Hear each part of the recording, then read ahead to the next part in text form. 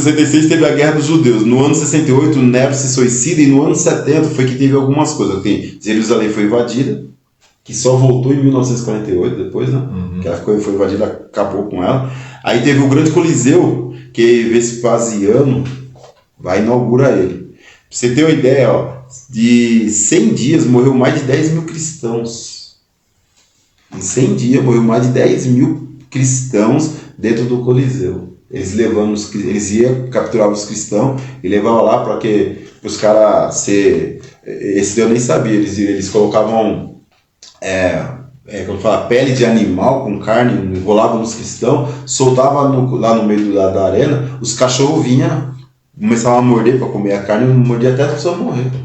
Outros eles soltavam no meio daqueles leão que tava nervoso, irado, que ficava preso, né? Faminto também, outros que eram famintos, soltavam e eles iam com tudo, eles acabavam. Então, em 100 dias de festa, que foi há 100 dias de os caras comemorando sobre esse Coliseu, fazendo festa, dando risada e tal, festejando com a morte de mais de 10 mil cristãos que foram, que teve essa morte. E eles todos assim, ó, tem livros escritos aí, que eu já até li algum deles aí, falando assim, que esses homens, essas mulheres, crianças, eles morriam glorificando a Deus porque estavam morrendo em nome de Cristo. Sim.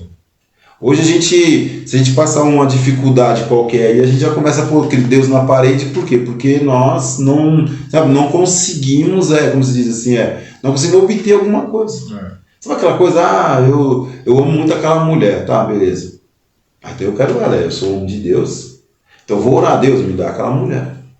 Só que assim, vamos pensar, lembra que eu falei que a gente pega por desrespeitar as pessoas. Quando eu quero uma pessoa, será que ela me quer? Isso. Se eu quero ela, eu estou orando porque eu quero ela, mas será que ela me quer? Ou de repente até ela gosta de mim como pessoa, mas será que talvez ela é a mulher do meu casamento? Porque eu posso me dar muito bem com uma mulher, mas ela não é a mulher feita para me casar. Ela pode até entender, não, você é bacana, vamos namorar, tal, mas não fomos feitos para casar. Quando a gente namora, a gente entende, que eu começo a ver que ela tem uma forma de ser, eu tenho outra, então não dá. Melhor a gente separar, porque, né, o casamento não vai ser... Então eu fico orando e se Deus não me dá ela, eu fico revoltado. Se eu não consigo entrar numa empresa, eu fico revoltado. Se eu não consigo comprar aquele carro, eu fico revoltado, sabe? São todas as coisas que acontecem com todo mundo, né? É isso que eu acho incrível. As coisas que acontecem com todo mundo e quando acontece com um crente não pode. Certo? E aí você olha para essa época aí dos 300 anos aí, do terceiro século aí, de perseguição, você vê que não era assim, a coisa era totalmente diferente. Eles eram fiéis a Cristo e morriam em nome de Cristo. Era muito simples, né? Você nega seu Deus? Não, então morre. Hoje a gente nega a Deus aí por qualquer coisa, né? Qualquer coisa. E a gente ainda fala de Esaú, né? Por causa de lentilha, ele negou deixou de ter a bênção por causa de um prato de lentilha, né? E aí a gente faz isso muito pior. É por isso, como a gente está falando da questão da reforma, né? Assim, e isso por isso que a gente tem que, todo dia, a gente pede perdão a Deus, porque nós não sofremos nada em prol de Cristo do que essas pessoas sofreram lá atrás. Não que um crente eu sou salvo porque eu sofri. Eu sofri, né? Não é isso. Aí faz aquele somente a fé, né? Mas assim, a gente perde o foco da coisa fácil demais, né? Deus, Cristo, Igreja, amém, meus irmãos, amém, amém, amém. Algo dá errado, mas cadê Deus, né? Imagina essas pessoas aí. Quando a gente estava falando sobre a gente pregar a verdade para as pessoas, que essa igreja cheia, claro que tem todos, mas a maior parte das igrejas que tem muita gente é porque a proposta do evangelho que é passado para ela é a proposta de quem vai ganhar. Aí as pessoas estão passando por muitas dificuldades, elas vão atrás daquilo que ela precisa tanto, e aí o que acontece?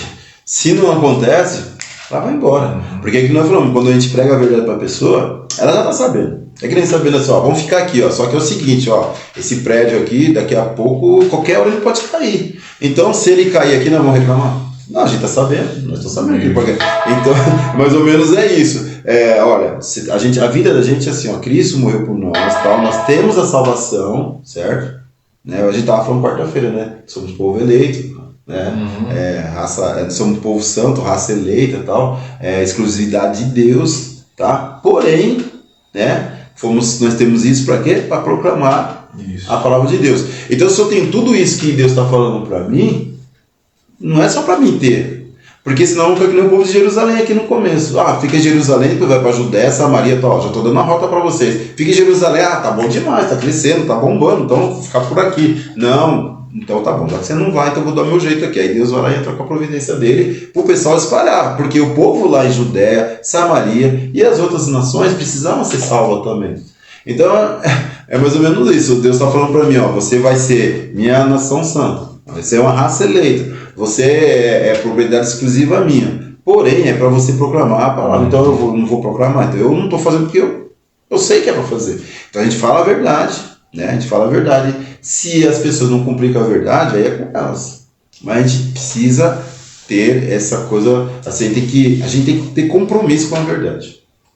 Mesmo que o trabalho da gente vai ficar um pouco mais difícil.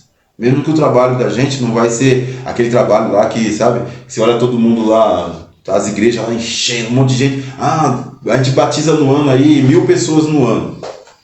E a sua? Não batizou nenhuma. Aí fala, poxa, você não está trabalhando. Não, eu estou falando a verdade, só que assim, né? Para que eu vou batizar as pessoas que não se converteram? Jesus, né, quando Jesus foi batizado, que ele veio até João, Jesus fala, né, que nunca houve um profeta igual a João. Então, quantos lugares João não passou e as pessoas não davam crédito ao que ele falava, né? Então... O cara que tinha tido como louco, né? O cara gritando lá, usando só uma roupinha esquisita. Até o ponto de ser preso, né? E por fazer isso, né? Então, a gente acha que, igual o pastor falando, se eu prego aquela palavra boa para quem está ouvindo, a minha igreja está cheia, amém. Mas não é isso, né? Você tem que pregar a verdade. Se a pessoa não aceita a verdade, então aí é com ela e Deus, né? Você fez a sua parte, né?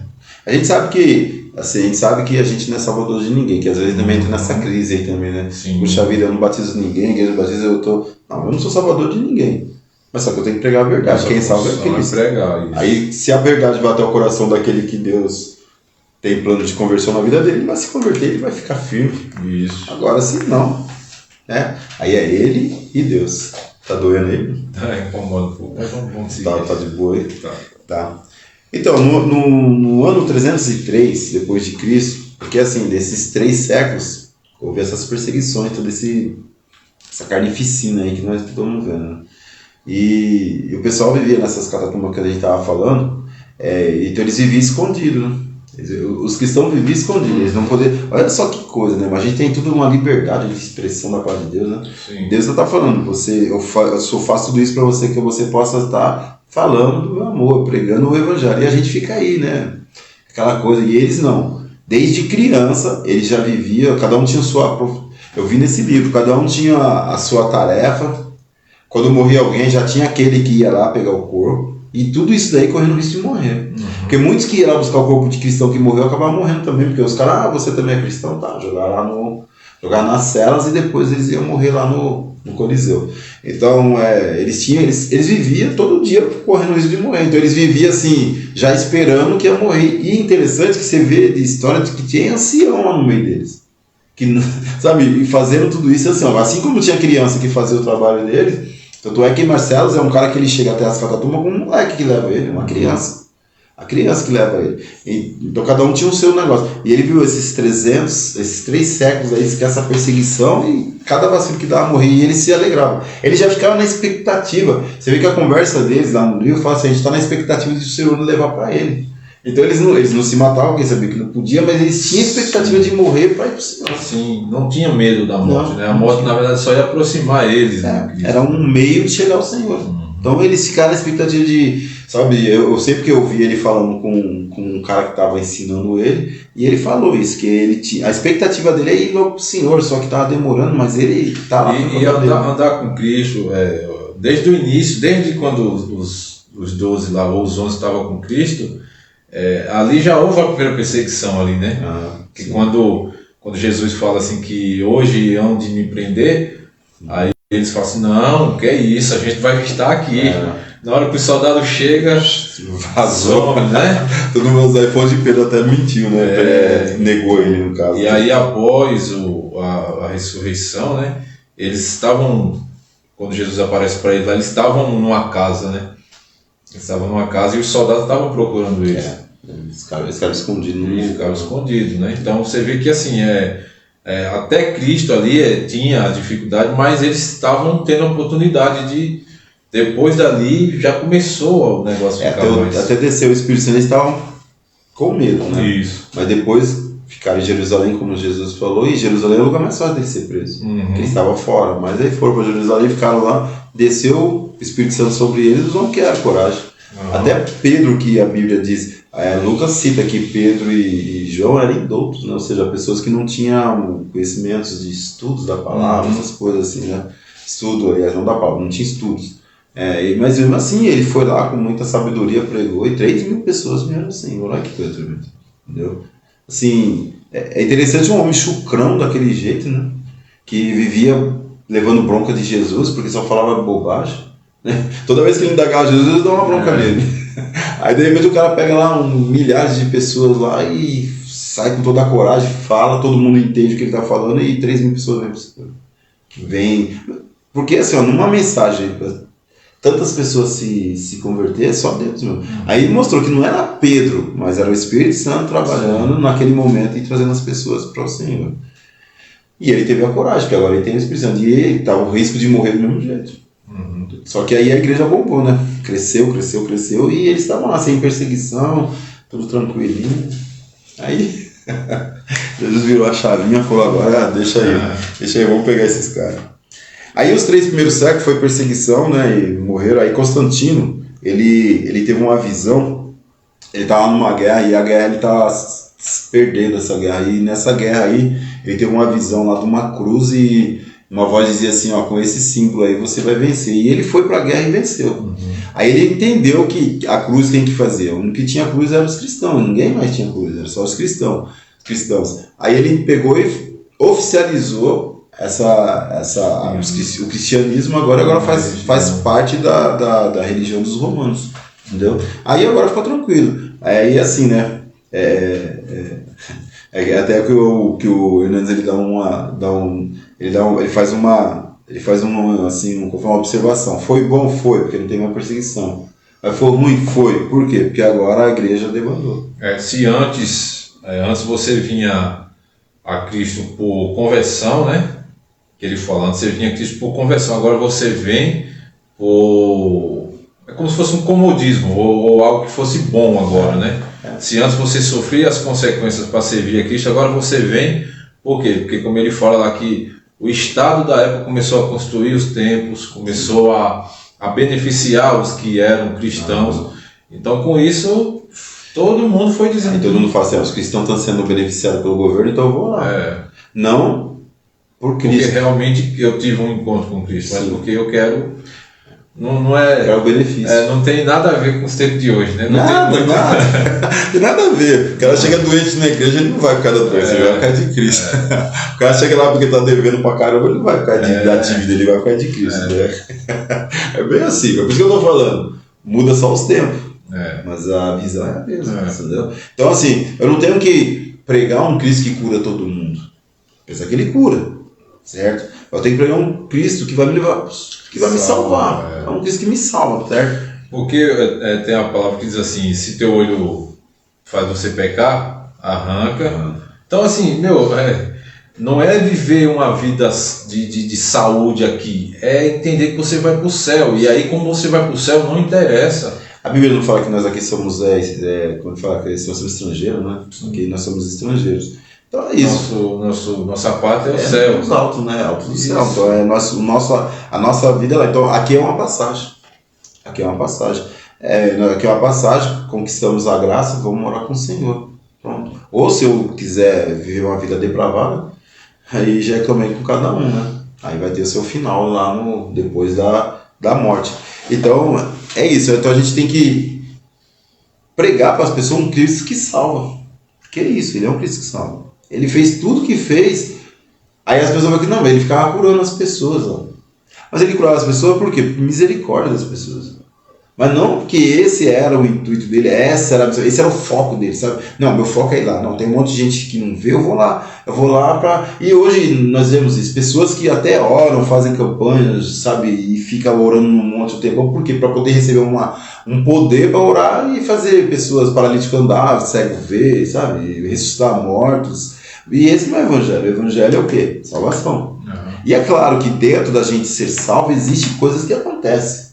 Que eu sou beneficiado por ser... Você vê, esses cristãos aqui, eles foram 3 séculos, eles foram perseguidos. Aqueles que Constantino foi lá e falou, não, agora aqui, eles se deram bem, que você falou, cristãos autênticos se dando bem. Sim. Porque foi uma consequência do que aconteceu. Mas os que morreram também se deram bem, porque eles estão no Senhor. Até porque o que eles esperavam não era ser isso, viver na mão de Constantino sendo abençoado. Não, é ir para o Senhor. Algum deve até falar, pô, Constantino, o quê? Deixa aí, né? Porque eu vou logo para o Senhor. Mas aí já teve eles começaram a se dar bem e começou a entrar gente com interesses que não era Cristo. E assim, eu como uma vida de servo de Deus, uma pessoa convertida, um cristão, o meu interesse, o meu foco é Cristo. Tem que ser isso. E para mim ter um foco, assim, eu que o meu foco é Cristo, então eu tenho que conhecer Ele. E onde eu vou conhecer? Nas Escrituras. Por isso que é somente as Escrituras, somente Cristo. E eu tendo Cristo, agora eu tenho fé, né? E essa fé em Cristo, ela me leva à graça. Isso. Ela me leva à graça, entendeu? Aí eu começo a dar glória somente a Deus, não dou glória mais a ninguém. Sim. Entendeu? Porque tudo isso daí, o glória somente a Deus, é porque assim, naquele, como eu falei pra você lá na época dos 1000 anos lá, da Idade Média, começaram a olhar para Paulo. Não, Paulo foi um de Deus, um santo homem. Aí começaram a fazer busto dele. E daqui a pouco o pessoal já começou a fazer culto para Paulo. E culto para Maria. E culto para Maria. Quer dizer, o pessoal começou a não dar glória somente a Deus. Ela estava dando glória às pessoas que fizeram alguma coisa. Então isso aí está errado. Né? Que para Deus isso é o quê? Idolatria. Se eu for tomar essa água aqui e a minha intenção foi errada, isso aqui é idolatria. A água mata a minha sede, eu preciso de tomar água, mas ela não pode ser uma idolatria na minha vida. Eu tenho que tomar água porque ela mata a minha sede, não outra coisa. Às vezes a gente vê pessoas que, assim, ó, nós estamos aqui falando, então a gente fala para o pessoal primeiro assim, ó, faz o seguinte, põe um copo d'água aí em cima da televisão, ou coloca aí no seu rádio, onde você estiver ouvindo aí, quando acabar eu vou fazer uma oração, você tomar essa água aí, que é uma água santa. Estranho, né? Sim. Muito estranho. Isso, nada a ver isso aí. Como algumas pessoas que às vezes vai para Israel e se batiza lá no Rio Jordão porque a água é uma água. Não existe isso. Né? O batismo vai ser melhor lá do que o batismo que a gente tem aqui, né? Numa piscina. Quer dizer, eles estão mudando a visão do batismo e até assim, né? A água tem coisa que tem lugar que é melhor, lugar que é pior. É o que nós estamos fazendo, é o que Deus ordenou, é só isso. Se é água do Rio Tietê, se é água do Jordão, se é água da piscina da minha igreja, é água, eu preciso de uma água, só isso. Né? É que nem diz lá aquele africano, né, falar para Felipe, ó, eu tô aqui, a água tá aqui, o que impede de eu me batizar? E eu, gente, olhando para a água lá, sei lá, que água que é essa? Será que ela é limpa? Será que ela não é? Não sei, não fala, mas se for, não for, é água. É isso que a gente precisa. E a gente começa a endeusar as coisas. Sabe? De repente eu vou lá, trago uma garrafa de água do Rio Jordão para que o batismo não é o resto. Ele foi batizado com a água do Rio Jordão. Aí, cara, o foco não é esse. A gente está mudando a visão da coisa. Tá mudando. A gente faz o batismo por quê? Por obediência. Né? Porque quem é salvo obedece a Cristo. Né? Quem é salvo obedece. Se lá está falando que se eu crer e for batizado eu sou salvo, então assim, se eu crer, eu sou salvo, claro. Mas se eu for batizado e eu tenho tempo de ser batizado, então eu estou cumprindo tudo certinho. Se eu crer, mas não deu tempo, tem problema.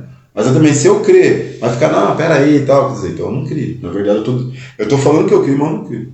Porque se a ordem é batizar, então vamos batizar logo, mano. Sim. Que nem o africano falou para Felipe. Vamos aí, já entendi, então eu quero batizar. Já entendeu, Pedro? Então vamos batizar. Obedecer a palavra de Deus, por mais simples que ela seja, né? E também deixar de fazer coisinhas que o pessoal acha que é grande, mas para Deus não é. Né? O Constantino, ele fez o quê? Agora ele mudou, então agora passa a ser agora a igreja que a igreja dos romanos, que hoje, né, existe a igreja dos romanos. Mas no ano, isso foi no ano 303, no ano 325, o imperador Constantino ele teve que fazer uma convocação, foi o primeiro concílio assim, geral da igreja, lá em Nicéia, para discutir a fé cristã. E em Alexandria havia um presbítero que ele estava infiltrando heresias no meio da igreja. Mas aí levantou, né, um Atanásio, um bispo Atanásio, e ele acaba mostrando que essas heresias dele estavam erradas. E qual que era a heresia? Ele defendia que Jesus não era Deus. Uhum. Porque Jesus é assim, eles tinham uma ideia como assim, o homem é pecador. Se o homem é muito pecador, ele não pode ser Deus. Né? E Deus é santo demais, então ele também não pode ser homem. Então ele começa a analisar isso, tem até um sentido que ele está falando. Sim. Mas só que isso não é verdade, a Bíblia não se diz que Jesus é o Senhor. Uhum. Né? Porque assim, se você cria essa televisão, você tem como você também fazer algumas mudanças nela e ela fica até melhor. Se Deus criou o homem, por que o filho dele não pode virar homem também? Eu estou dizendo que Deus é limitado. Então ele não é o todo-poderoso, o onipotente. Né? Ele não é, porque se ele não pode fazer o filho dele virar homem, porque para Deus ele é onipotente, por quê? Porque não existe nada que ele não pode fazer. Tudo que para nós, tanto é que assim, o povo estava na casa que você falou, né, lá, os discípulos lá, né? Eles estavam lá, só não estava lá o Judas Tadeu lá, não, o que não acreditou lá. Esqueci o nome dele. Só o que não acreditou. Ele não estava. Aí estava lá de repente, todo mundo conversando aí, se alguma coisa assim, passa já convulso. Não abriu porta, não abriu nada. Ele entrou da onde? Uhum. Ele veio pela parede. Porque para ele não tem limite. Ele faz o que for. Se quiser, ele entra aqui sem abrir a porta, entendeu? Ele andou sobre o mar. Ele abriu o mar. Ele faz o que ele quiser, porque ele é o Todo-Poderoso. Só que esses caras, essa tese dele estava falando, não, Jesus é homem, então ele é pecador.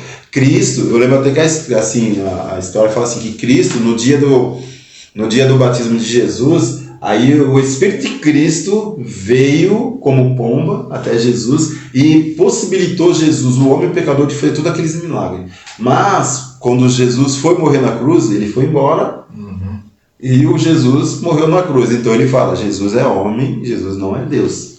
E assim, até hoje a gente tem pessoas que falam que Jesus não é Deus. Até hoje tem gente que está falando. Porque na Bíblia, em nenhum lugar fala assim, Jesus é Deus, assim, bem declarado. Mas a gente lê as escrituras, a gente entende muito claramente que Jesus é Deus.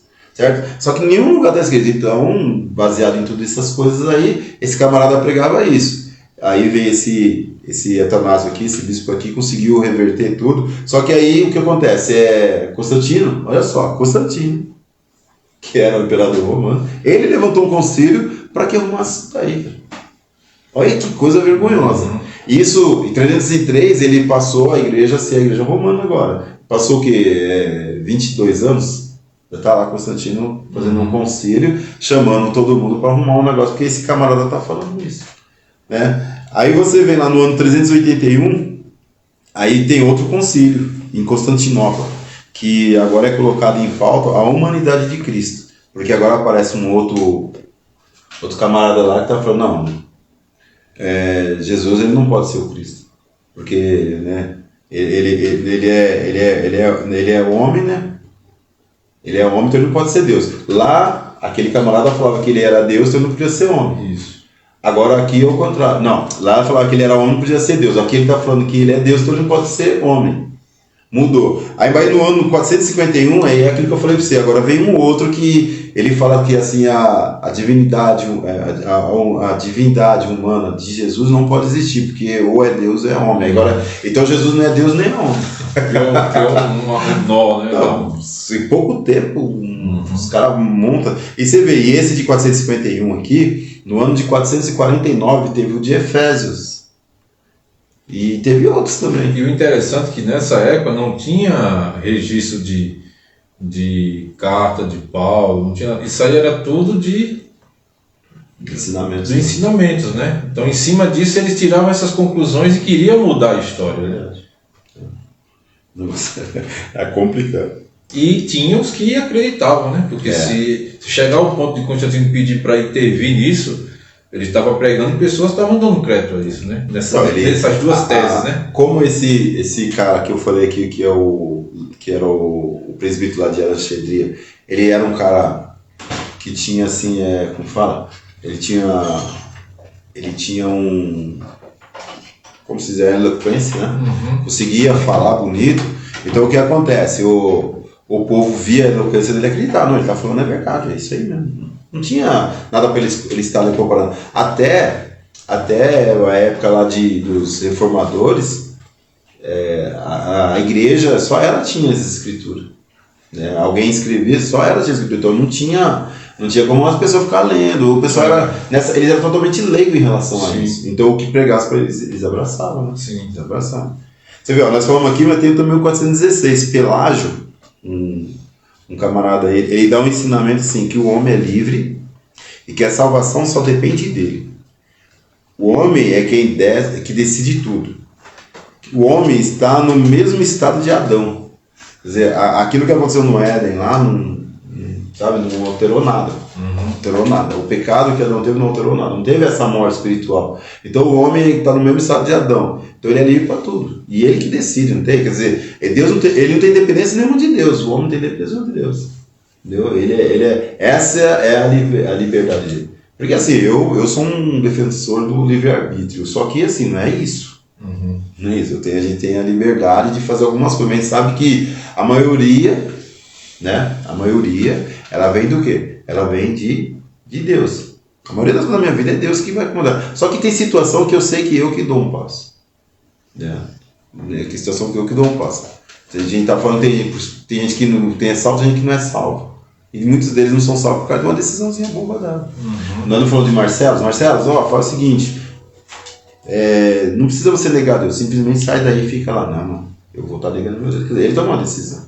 A gente sabe que a gente precisa tomar decisões. Porque a gente jogar tudo na mão de Deus é fácil. Né? Sim. Quem sabe, né? Só que assim, não é essa coisa que eu faço, eu faço tudo, eu decido tudo. Não é isso. A gente sabe que, primeiro, a conversão, quando ela chega a nós, é porque Deus nos escolheu. Deus nos chamou. Deus nos purifica. Então, nós temos uma dependência assim, gigante de Deus. Sim. Tudo, podemos dizer assim, no geral, tudo nós dependemos de Deus. Aí tem hora que Deus coloca a gente numa posição, você fala assim, agora você decide isso aí. Porque Moisés fala assim para aqueles camaradas assim, os que adoraram lá o bezerro de ouro. Todo mundo adorou o bezerro de ouro, tá? Então assim, você que se arrependeu, vem para cá. Quem não se arrependeu pode ficar aí mesmo. Tá bom demais, eu vou ficar aqui. Os outros, 3.000 caras morreram. Que 3.000 caras gostou do que fizeram e ficaram lá. Aí Deus abre a terra, engole eles. Então, eles tomaram uma decisão. Né? Uma decisão. Não é assim, Deus falou, não, eu vou deixar esses 3.000 para morrer aqui, deixa eles aqui só para eles verem. Para eles verem que eu mato eles mesmo. Não, eu não vejo assim. Tem coisa que a gente precisa decidir. Mas a gente também não é essa liberdade aqui, que esse camarada está falando aqui. Né? Então, assim, ele fez isso aqui, mas aí foi na época do 416, na época de Agostinho de Hipona, né? O bispo lá, que é um bispo africano. Ele se converte ao Senhor e ele vai e ele consegue mostrar que ele começou nas pregações, no ensinamento dele, nas escrituras dele, porque ele escreveu muito. Esse dia eu estava falando para você que eu estava vendo aquele podcast lá da vida dele, né? Então, esse Agostinho de Hipona é o Santo Agostinho, né? Que na Igreja Católica fala Santo Agostinho. Então ele vai lá e consegue provar que nós somos salvos somente pela graça. Somente pela graça. Então ele acaba assim, como se fala, vencendo essa tese desse camarada aí, que oração. E a gente assim, nós viemos até o ano 451, tá? Aí depois a gente entra, então aí a gente vem no ano 607, irmãos, que aí é onde que a gente vai começar agora assim a introduzir aqui introduzir algumas coisas sobre assim, como que entrou esse negócio de um líder tomar conta da igreja e todo mundo, sabe, tinha que obedecer ele e tal. Aí foi colocado aqui o camarada aqui que chama Bonifácio III, e ele foi o primeiro líder lá, que é o bispo, vamos dizer, é o papado, né? É o papado. Só que assim, ele tinha uma visão que assim, ele falou... Seria o segundo, né? O primeiro não aceitou, né? Aí mas eles falam que Pedro seria o primeiro que eles, né? Aí é nisso que eu falei para você, que eu vou ler um livro, quem sabe até eu leio esse livro. Se eu conseguir comprar, eu leio esse livro, eu trago até um negócio melhor aí, ó. O livro chama assim, O Papa e o Concílio de Janus, que é um livro escrito de um cara chamado Janus. O Papa e o Concílio. Aí ele tem uma... Lá mostra algumas coisas que os caras lá, que nós vemos que a igreja se corrompeu. Então os camaradas, eles fizeram o quê? Eles fizeram uma carta, onde eles dizem que Pedro, isso já no século VIII, fala que Pedro, ele era um papa. E aí todo mundo aceitou isso daí como Pedro era papa. Então você vê que tem na igreja lá do católico, o pessoal fala que Pedro era papa, só que não. Tanto é que aqui, quando chega no ano 604, tem aqui o camarada chamado Gregório I.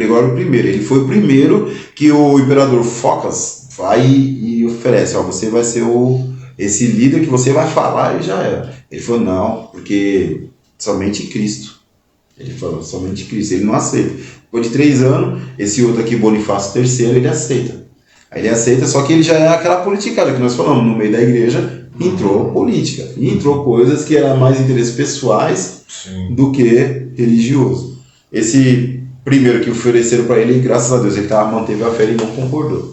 Muito obrigado a Deus por nós estarmos aqui, por esse momento, por nós podermos falar da Tua Palavra, do Teu Evangelho. Senhor, muito obrigado por nós estarmos revendo aí, Senhor, os princípios, ó Senhor, para que a gente possa, assim, estar evitando, ó Deus, de estar errando, ó Senhor, assim como já erraram, Pai. Nos ajuda, Espírito Santo, nos dá sabedoria, nos dá firmeza, Senhor, para que a gente possa, assim, estar trabalhando, ó Senhor, em nome de Cristo Jesus, da maneira que o Senhor aprova, Deus. Em nome de Jesus, abençoa cada um que nos assistiu, que não vai nos assistir, cada um que está aqui conosco, Senhor, e que assim o Teu Espírito, ó Senhor, possa fazer de nós pessoas que consiga Te louvar em toda a situação. É o que eu te peço, já te agradecer, em nome de Cristo Jesus. Amém.